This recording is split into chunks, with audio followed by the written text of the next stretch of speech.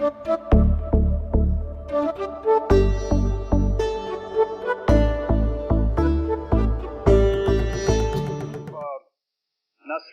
Ehtesham and Vineeta Bal as the speakers, and Sagari Ramdas as the moderator.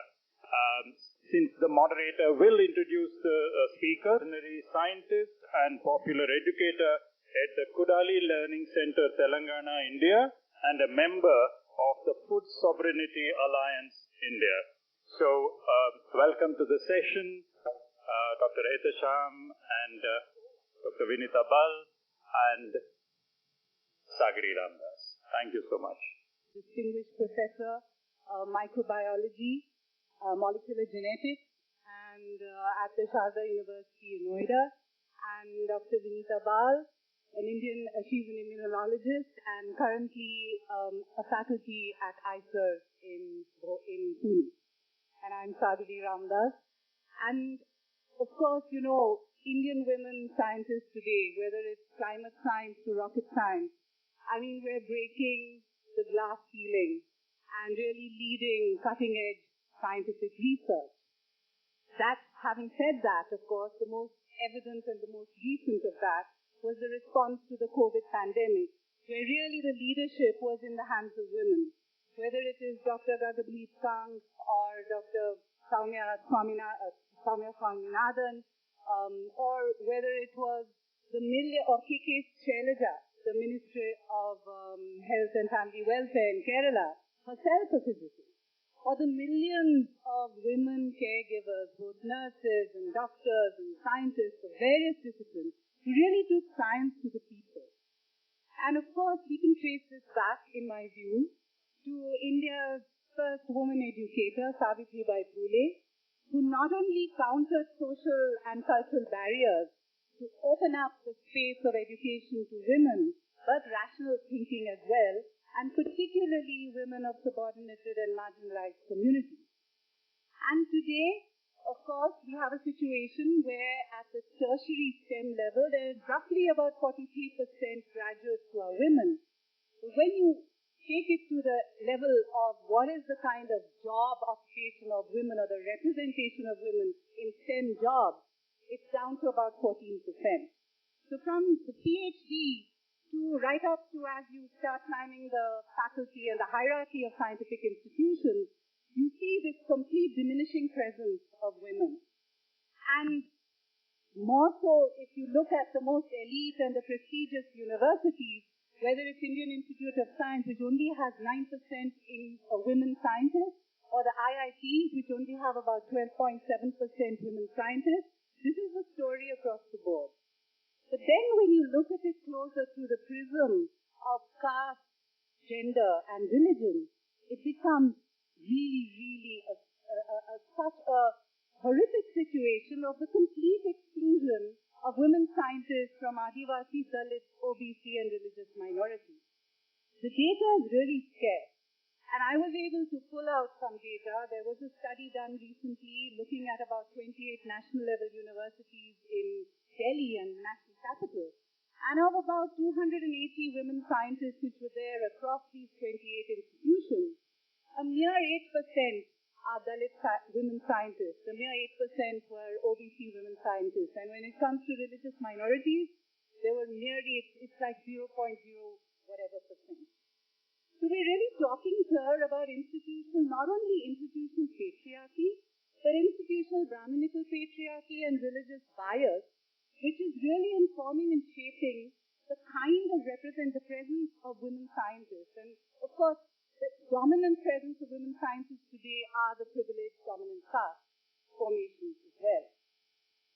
Parallelly, when we look at the kind of the project of scientific research, you see this complete disconnect between the kind of science which is being done and the complete absence of scientific outlook or scientific temper, which should be really there in day-to-day life. And in my view, this inability to question structures, authority, has also really allowed for the reproduction of the institutions and the power structures of patriarchy, caste, and religious bias within the science space. So So I think to kickstart our conversation today, it's really important for us to really try to explore what are the reasons why we find this complete diminishing presence of women as we move up the hierarchy of scientific institutions, particularly the complete and absolute exclusion of Adivasi, Dalit, OBC, and religious minority women scientists. And how have both of you, who are today in these scientific institutions, been able to counter this in your own journey? Maybe Nasreen, you can go first. And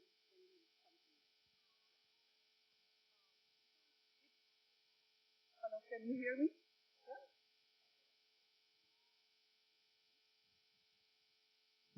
As Sagari questioned that why we are in such small numbers in science, particularly in science, so we'll be addressing only. Oh, okay. So to begin with, let me first give you a statistical number which will amaze you more. We have several scientific organizations starting from ICMR, DBT, DST, CSIR, and let's look at the numbers. I'll be only giving the numbers at the highest level. Let's not give the numbers at the PhD level, MSc level. We have plenty. We have more representation of female doing PhD, but then why not senior scientists? So let's look at the numbers at the senior scientific level. I'll be giving the numbers only about DGs of different scientific organizations and the directors. So let's come to ICMR Institute. How ICMR has done. In last 110 years or more of its existence, we had 2 female DG after independence. Look at the number. We had 26 institutions.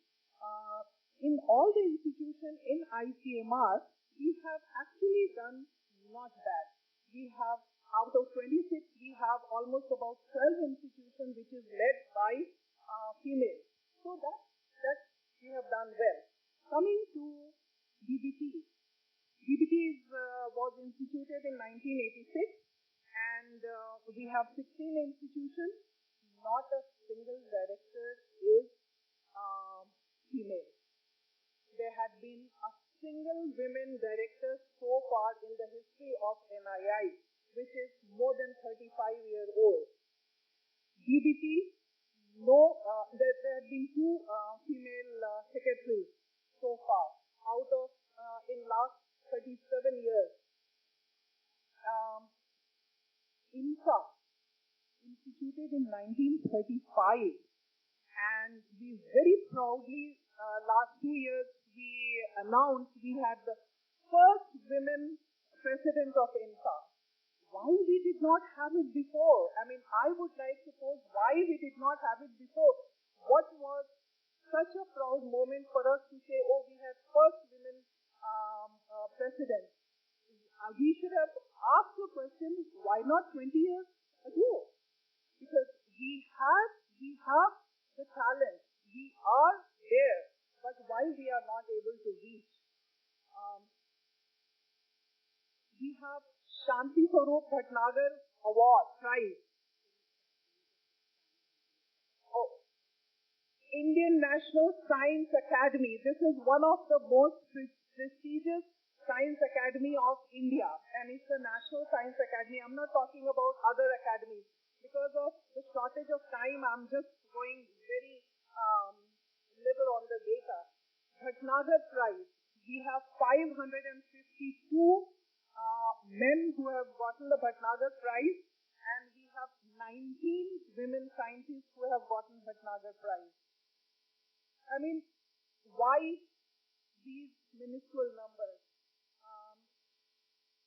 Despite all that, we are at the government level, we are trying our best to bring some fellowship. Like DST have some specialized women fellowship, but the numbers, in my opinion, are not as much as we require. why do we require special women scientist fellowship? Because there had been, in most of the women, there is a career break.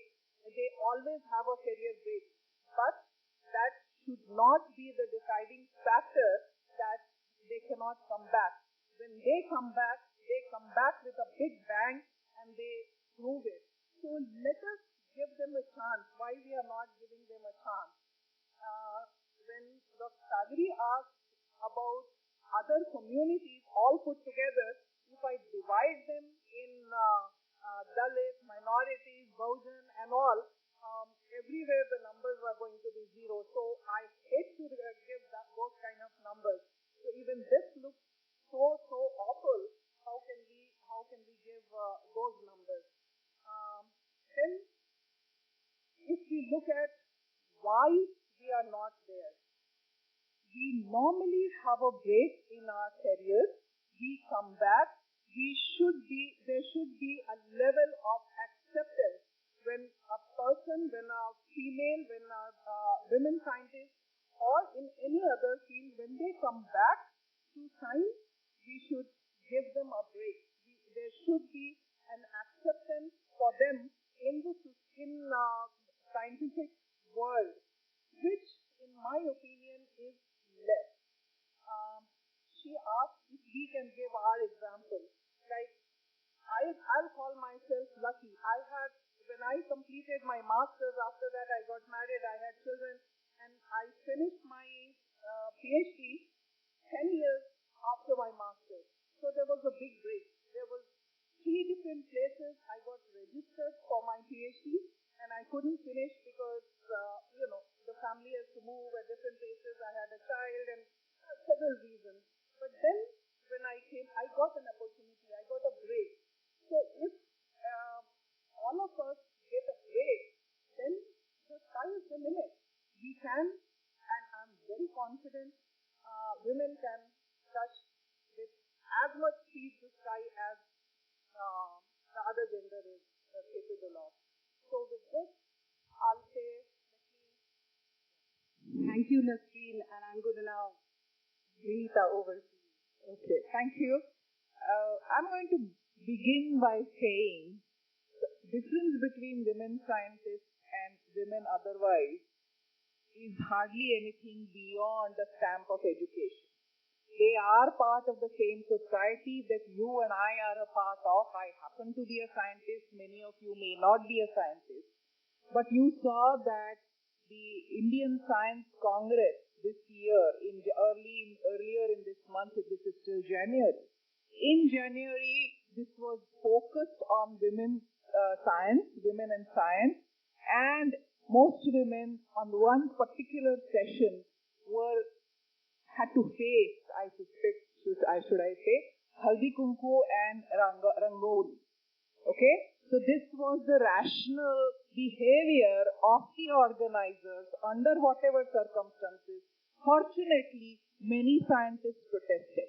But if this is our culture, how do you expect women scientists to be different from anybody else?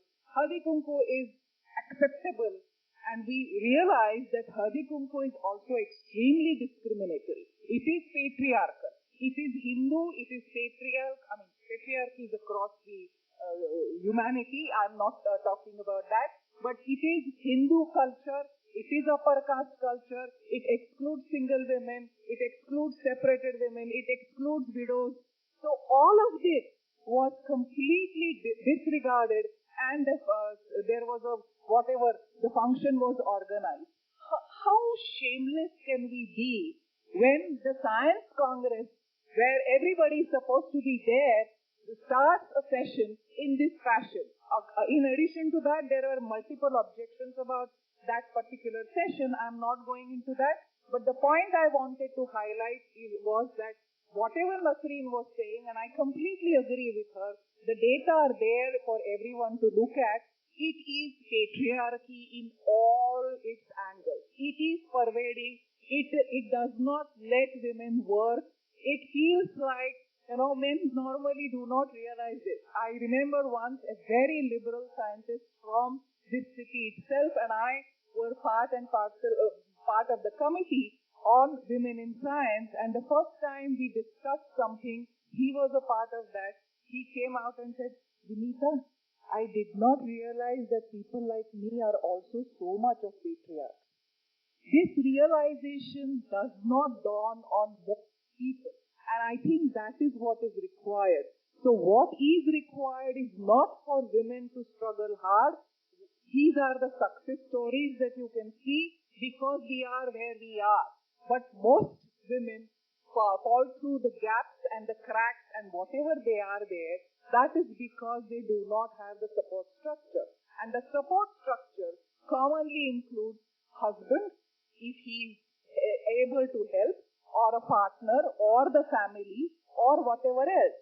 Just a creche and somebody, a maid servant to look after cooking and others is not a substitute for women to progress in their area of interest and if they are serious about it. This operates both ways. Women are also victims of patriarchy. So we are told that, you are not very good. So if I want to have a promotion, this is also not so applicable in the field of science, but many of my classmates from school who went to the bank, they said we refused for promotion because promotion means that I will have to go somewhere else, and also that means separation from the husband, but also the bosses who are mostly men are not confident about the women, and women are made to think that they should not be confident about their own ability. So this works both ways against the women. This is something that we have to accept. It's not going to change overnight at all. There isn't anything different about the women scientists. They are struggling a lot and they have to go at various places. Sagari mentioned about Jyotiba Phule, Savitribai Phule, as well as Fatima V. And it is from that Pune that I come. I have spent the last 6 years and my early life in Pune. And what she was saying, and it is important, that these people, the social reformers, actually tried to give opportunity to the so-called underprivileged. I'm not going to say again and again that these could be Dalits, Adivasis, Muslims and other minorities. I'm simply going to say underprivileged. Underprivileged women were supported by these three individuals. And this was in mid-19th century or late 19th century. And I happen to be a privileged class, a Hindu and upper caste. So we started getting our education much earlier. So do we have to wait for that much longer? When Phule's and Fatima V started promoting education, because what we are seeing today, the number 0 that Nasreen was talking about, is because even men from these underprivileged categories are few and far between. Those who apply, I'm not talking again about the PhD, those who apply are so few that finding a woman who is already downtrodden is next to impossible. If we find one Dalit woman scientist, one has to say, my God, how much struggle she must have gone through to reach this stage, which is something really, really shameful as far as we are concerned. You tell me when I have to stop. I have to stop? So, sorry. I mean, this is something that I have been passionately talking about for years on end. So, I have to tell Sagari that she should stop me. I would mention only 2 names. Again, from this city, Rohit Vemula.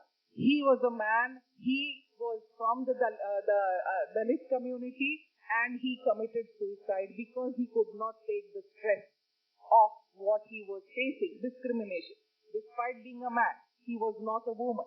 There was another woman, I'm forgetting her name, but she was a woman doctor from Mumbai who again committed suicide, and she was an Adivasi woman. This was, I think, 2018 or 2019, after Rohit Vemula's suicide. She also committed suicide. So, despite education, despite reaching that far, there is enormous pressure on all of these people, not just men. a lot more on women, and that is why they are nowhere to be seen. I think I'll stop right here right now. Thank you, Vineeta and Nasreen. I think what I just have to contribute to that as a scientist who's been working with communities throughout my professional life, I think it has also been important for us in the vein of support spaces to really make those support spaces available. And which was one of the motivations why I actually stepped out of the institutional veterinary space, and with other veterinary women friends, we set up our own space through which we could actually research the questions we were raising. And the questions we were raising came from the Dalit and Adivasi and Bahujan women who are the rearers, who are the observers, who are the experiencers of what happens when you are rearing livestock in the kinds of ecological terrains that people live in.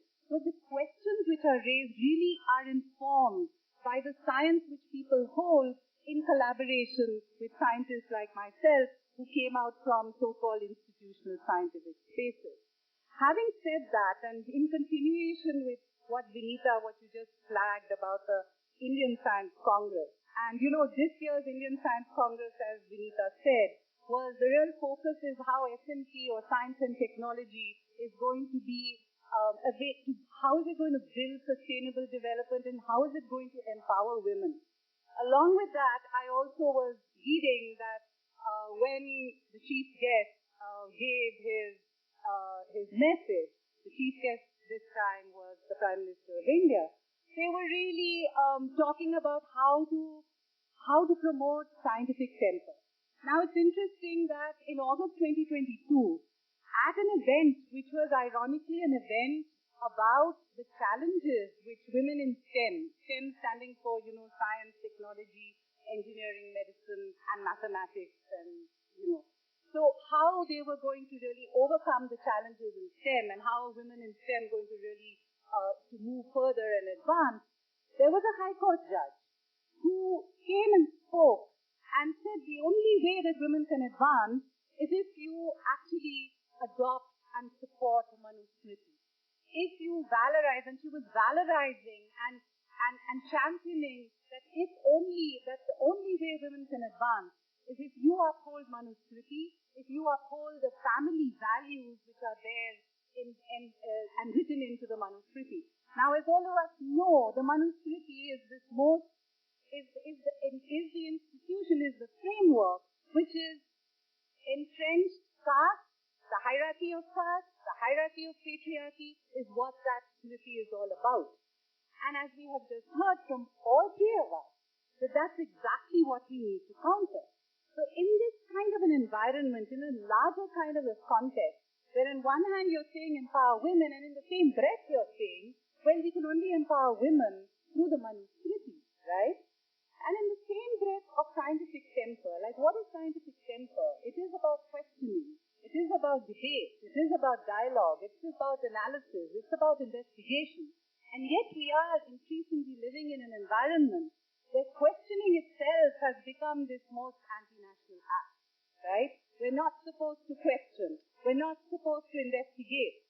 So I think the conversation looking forward or looking ahead is how then in this kind of an environment are we going to really democratize science?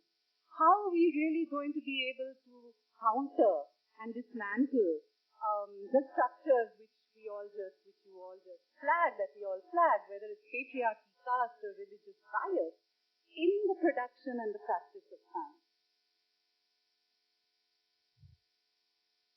It's a hard question.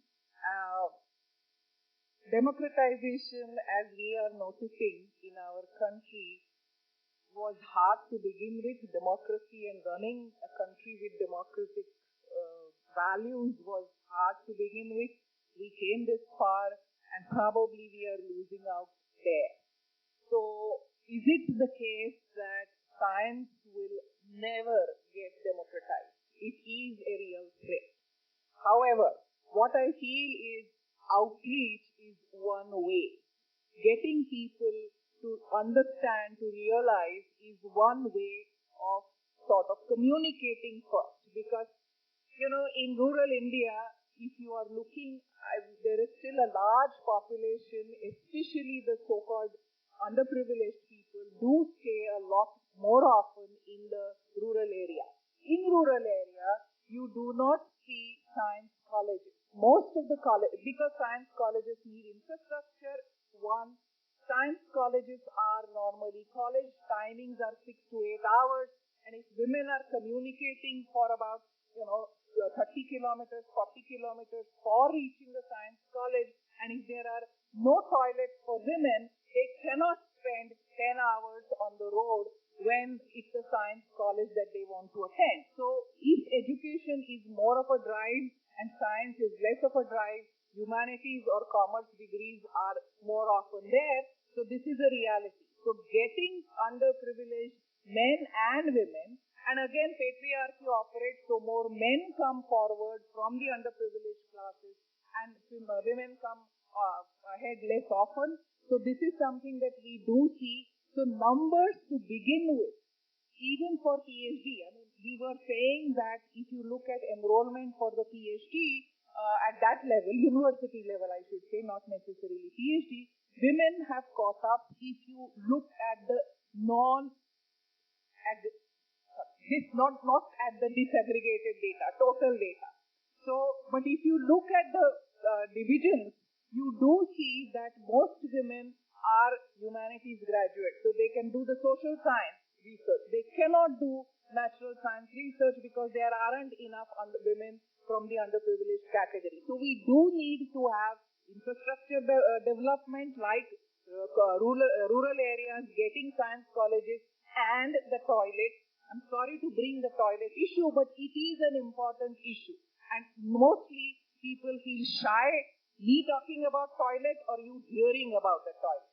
But that is something that is important and we do need to think about this. In Indian Institute of Science, and I'm sharing this shamelessly, in Indian Institute of Science, first time I went there 35 years ago, there was no toilet in biochemistry department for women because there were no women in biochemistry department. They had to come down, go to the other building and use the toilet. This was Indian Institute of Science. It's much better now.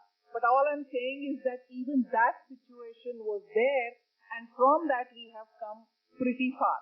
However, this is not going to change so radically, but I would give you an example that we need to look specially for training, for giving experience, giving expertise to the underprivileged. In ICER, I was on a selection committee where a hands-on workshop for so-called molecular biology is being conducted as we speak, and there the advertisement itself said that women, STs, forgive me for using this abbreviation, but any individuals, these were not women. Women from the open category and ST, and probably underprivileged, and individuals who are not from metros are the ones who should apply for the workshop. I thought this was a great idea because they got 4,500 applications or something of that huge number, and the availability was only 25 seats. However, so it's a short supply, but giving such kind of screening procedure so that most privileged people are simply kicked out and underprivileged who otherwise do not get the chance are included. This is something that we need to do a lot more actively, and that is the only way I see going ahead. And of course, as I said, everything is a slow process. I think women's entry into Panchayati Raj was a great event. No politician suspected at that time that women will get empowered eventually. But because of that Panchayati Raj election process where there is 30% reservation for women, you see competent women politicians today. So we are capable. Of course, it takes time. It took time. Earlier, husbands used to rule the wives while they were sitting as Panchayat heads. Now that frequency has gone down. If we see that, I'm sure we can see women coming into the science with a lot more energy and a lot larger number, and not just people like me who are extremely extremely privileged. Despite being a woman, despite being facing patriarchy, I'm still privileged. So less privileged women will also come to science is what I'm hoping for. Unfortunately, I don't see it happening in my lifetime. Thank you, Vineeta. Nasreen. Vineeta, even if you don't see it in your lifetime, we are hoping for maybe our third generation. I'll be okay with it. But let there be some starting point. If this is a starting point, if we don't wait to see that our children and our grandchildren can have equal opportunity as women scientists, women representatives, women in panchayat. Coming to Vineeta talking about panchayat, women reservation in panchayat on a lighter note, I don't know if how many of you have seen a series called Panchayat. There, it's the same concept that the female has to be the lady of Mukhya. And she is on paper. Husband is doing the job. And finally, at the end, it shows that the wife says, enough is enough. You are on paper. I'll go do the flag hoisting, and she did it. So this is what we need in our nation. That, we as women cannot be subservient. We cannot be always, mellowed down. We cannot be always, okay, no, I'm not supposed to do this, so I won't do. Why are we not supposed to do this? If I have the opportunity, if I have privilege, if I am in a place, I'll use it. I'll use the power. I'll use everything to help women. Then another point where she says we are underprivileged and we are not being pushed. There, little bit blame I would like to take on ourselves as mother, as sister, as wife. We are the people who sometimes tell our daughter, most often, that see, now you are going to college or you are going to medicine, you have gotten into medicine. Try to take a discipline in medicine which is less demanding. Don't take surgery. You have to have a family. Let surgery be for men. No, I'm totally against it. If a girl has a good pair of hands for surgery, she better be a surgeon. She shouldn't be a pathologist. She shouldn't be a radiologist. She shouldn't be an ophthalmologist. If she is for surgery, she has to be a good surgeon because we all need it. I'm not talking about men and women. We as a society need good people in wherever the expertise of that person lies. Let me share with you. We have two daughters. Elder one is she is director in AstraZeneca, and the younger one is a lawyer. And I feel very proud that when they started their career, they said how, what, where. I said, do wherever you can excel. No pressure, because both me and my husband, both are scientists. No pressure to be a scientist, to be doctor or engineer. You have to do well wherever you go. So this is the kind of freedom we as parents should also give our child, and tell them that you also will be a breadwinner. You cannot just say, oh, my partner, my husband, my brother or my father will. No. You are equally responsible in the society. So you also have to do the same as a man will be doing it. How do we improvise these things? I'll give an example of maternity leave. Why should we restrict the maternity leave to a female? Why our organization cannot say you have the freedom to divide the maternity leave between you and your husband? You take half, he takes half, or whatever way. Why I'm saying this? Because at the end of 6 months or 8 months of maternity leave, the group leader or whosoever she is working with feels, अरे 8 महीना वो छुट्टी ले लेगी. So we should have a change in thought process. No, she will not take 8 महीना छुट्टी ले लेगी.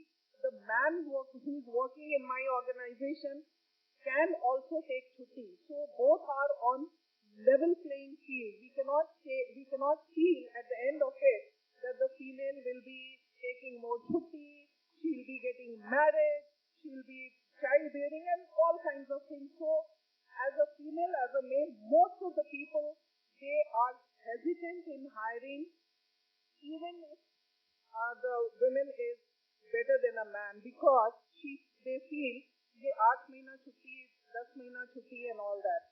So this is one aspect. Then if we need to help them further, let's do mentoring. Let's be people like us, as Vineeta said that we are more privileged. We need to start mentoring people who had breaks. Come to us. We are open. Put a banner on the LinkedIn that we are available. Come and we become allies. I mean, these are the ways we can come forward, as there are, even though there are minuscule numbers there, but if they have these kind of things, we will be able to help. If all of us can help 50-50 women scientists, there will be a huge number in next 30 years. So these are some of the things that we could go forward with. So we spoke about there were points flagged of infrastructure, the institutional support system. The institutional support system in terms of mentoring, in terms of the kinds of networks, particularly when you're talking about a non-existent, absent presence of women scientists from the marginalized communities. And it really calls upon us as allies. There is a need today to ally for everyone to be able to be part of this, making this transformation. And the last point I'd like to add there, coming from my own experience, and perhaps one of the few veterinary scientists today who's really challenging an ideologically informed non-science, in my view, that slaughter of animals is resulting in the decline of livestock populations. And all of this, if you talk to veterinary scientists across the community, everybody knows that yes, there is a non-science being propagated. But there's such fear.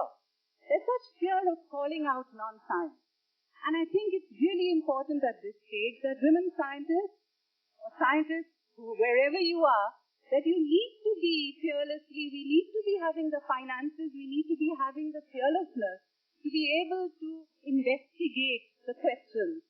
Because it's only through that we're going to be able to break what I fear today is really increasingly become a very much an ideologically driven kind of science, which is informing further science, and really not wanting to be in search of the truth. And I think at that, we will, have to close our conversation. We have a little time for questions. So if there are questions, yeah.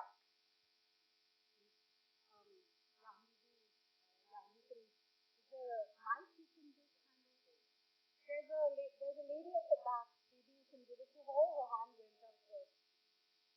There's a lady at the back. Her hand went up first. Maybe we can give it to her. Yes. And please introduce yourselves when you ask your question. Oh, okay. Sorry.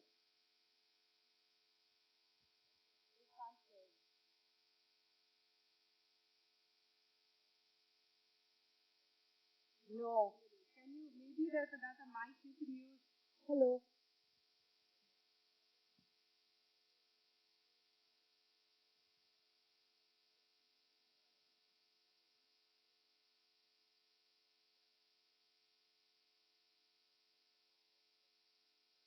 Sure.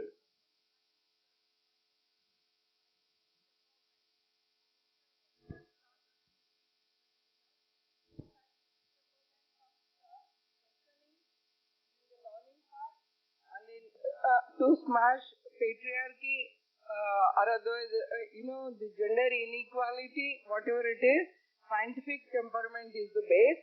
It's very important to teach that in schools and colleges. Catch the main map. Can you please pass the mic to the lady at the back?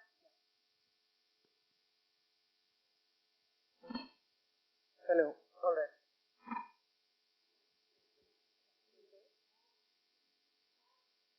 Yeah. I just had one question to all three of you.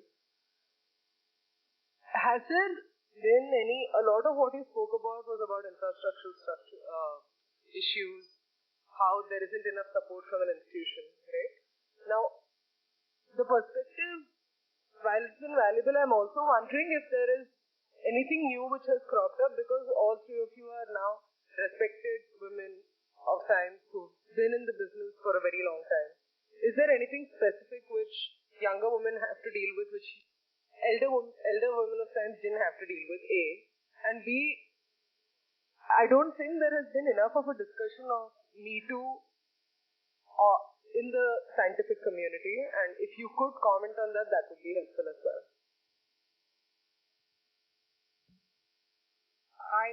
I think I'm of in between and betwixt generation, but women who are older than me were normally a part of the joint family. So their children were taken care of, and hence they've had less worries about leaving them with the in-laws, mother-in-law, whoever, and going to work. That is what my seniors have told me. So when I had raised these questions, so I suspect there is a grain of truth in that. I won't go beyond that, but about the Me Too movement, yes, again in India also, feminist movement has been blamed for Me Too, not just in the West, also in this country. And what has been happening is, like many scientists, or like actually the community, why am I talking specifically about the scientists? Most of us are very, very orthodox, and in that sense, we do not think, men as well as women, don't think that even if sexual harassment is there, it should be talked about.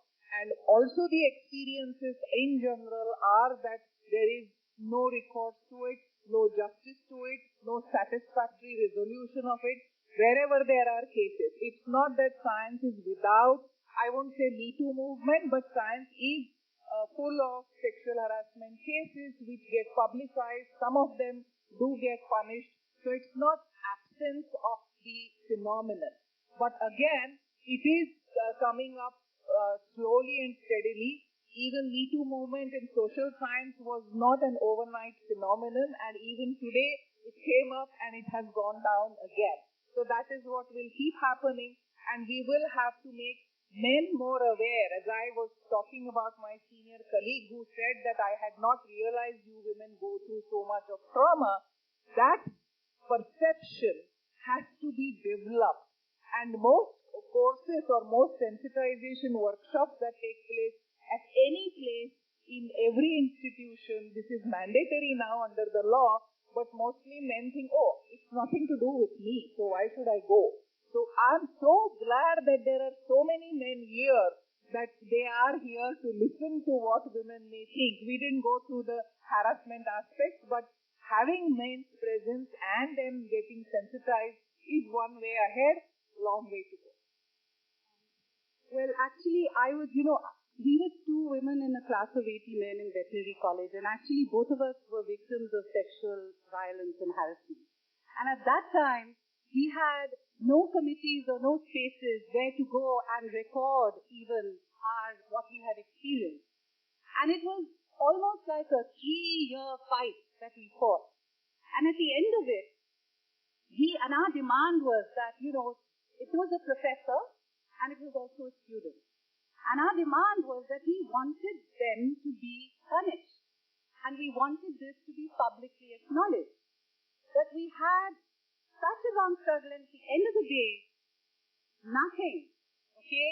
I still want that justice. I'm still waiting for the day when I don't think, of course, that we would have got that justice. But I think one big change today has been, at least today you have the ICC committee. However, having said that, I think the real problem also stands in that the system institutionally is that if your own advisor is also sexually harassing you, then there's this fear, there's this environment of fear that if I'm going to call out my advisor, right, what happens to my PhD, what happens to the rest of my education, etc., etc.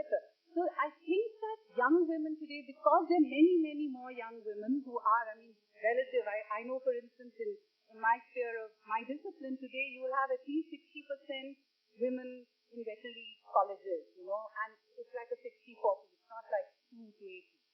However, I think that while you may have a committee, it's the larger institutional, as I think that Vineeta also referred to, that when you are scared to even question, when you're even scared to acknowledge or if you are questioning, and there's this, we've seen it happen over and over again in every institution, right? So,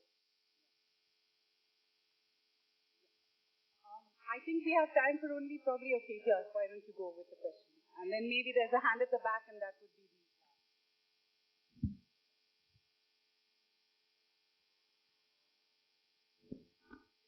First of all, I'd like to thank Hyderabad Literary Festival for having women on panels speaking about women, because that's often not the case.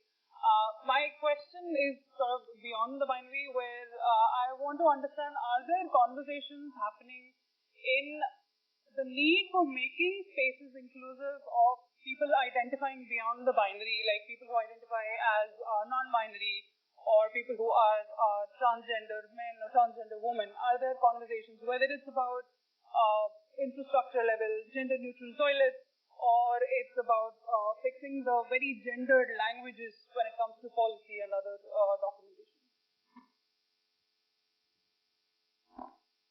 Some people in the universities and institutions are aware of these programs. I have also seen, which I had not seen in Delhi, but I have seen in ISER, where there is a larger population of students, so obviously many more who are also of the LGBTIQ group as a short form, but they do come forward. Even in the class, I'm told, please call me they, and I have to apologize. At times, I also don't get it. I don't realize it, but this happens. So there is minor presence and minor acceptance. I'm not saying it is a generalized acceptance. There are occasional people of that community who are also in the teaching as faculty here and there. Again, the numbers are not very high, but we have seen what happens if there is a public declaration. Even the Chief Justice of India cannot necessarily get the man promoted. So there are issues which are there everywhere, and sorry to say this, we are not different as scientists, but yes, there is much more awareness than 30 years ago, and I think that's a positive sign. There is a push needed even from this community, because women gave a push and we have come this far. Women from upper caste, they gave the push and we have come this far. Now others also, we need to support them, but leadership has to come from them. I know that your hand was up, but I'm really sorry we are, I think, overrun our time. Thank you HLF, thank you for a wonderful audience, and let's hope these conversations we all have to be part of these conversations. Thanks Nasreen, thanks Vineeta.